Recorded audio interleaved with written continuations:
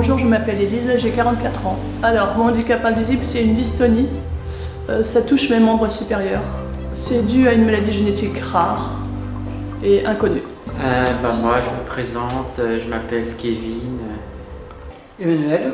Je m'appelle Marie-Camille, j'ai 34 ans.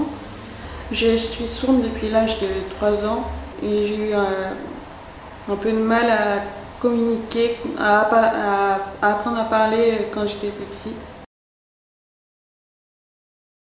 Oui, j'ai un travail. J'ai été embauchée il y a 25 ans pour une mairie grâce à mon diplôme de CAP Petite Enfance. C'est mon premier emploi, j'ai été embauchée qu'une seule fois, il y a 25 ans. Moi, je travaille en espace vert, tout à fait. C'est mon premier emploi. Je travaille à Paris, dans une école primaire, pour faire la surveillance de la cantine et de la sieste des petites sections. Ce n'est pas mon premier emploi, j'ai eu déjà plusieurs emplois avant, mais des petits emplois en CDD. Oui, au CAJ de Malakoff. J'étais dans un ESAT avant. J'ai été embauchée grâce à mon CAP Petite Enfance, mais comme mon handicap était invisible, du coup, durant les premières semaines de mon travail, j'avais 19 ans, c'était compliqué parce que mon handicap, comme il est invisible, me demandait de faire beaucoup trop de choses. Et la directrice de l'école s'est rendue compte, comme elle travaillait avec moi, elle s'est rendue compte que j'avais des difficultés quelque part. Pour mon dernier emploi, j'ai un peu rencontré quelques petites difficultés parce que j'ai commencé à faire plusieurs curriculums vitae. J'ai eu des réponses négatives et puis après, j'ai eu un peu d'aide de la part de mes parents pour trouver l'emploi dans l'école où je travaille en ce moment. Donc mon dernier emploi, j'ai trouvé par internet. Ils allaient faire au moins 3-4 ans que je travaille dans cette école.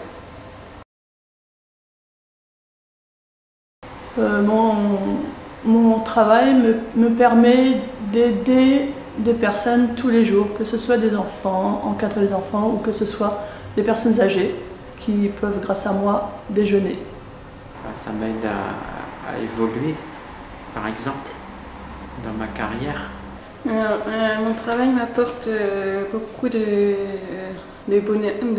bonheur et en fait, ça m'apporte aussi que je progresse au niveau de mes relations, au niveau du partage des relations entre collègues, et ce n'était pas forcément évident pour moi parce que j'ai un peu de mal à communiquer un petit peu avec d'autres personnes, donc ça m'a permis aussi d'être en confiance dans les relations avec mes collègues. Je fais des activités, du sport, de la cuisine, de la danse, du jardinage, du théâtre, voilà. Alors, pour moi, c'est une question compliquée parce que je n'ai pas rencontré vraiment de difficultés pour garder mon emploi. Mon conseil, ce serait d'essayer de s'informer auprès de plusieurs associations qui s'occupent des personnes handicapées. Par exemple, par la mairie ou par les mairies aussi, qui peuvent aussi aiguiller selon le projet qu'on veut. Que les personnes handicapées sont capables de travailler. Le travail de mes rêves, ce serait j'aimerais travailler, retourner avec les bébés en crèche. C'est de continuer en espace vert.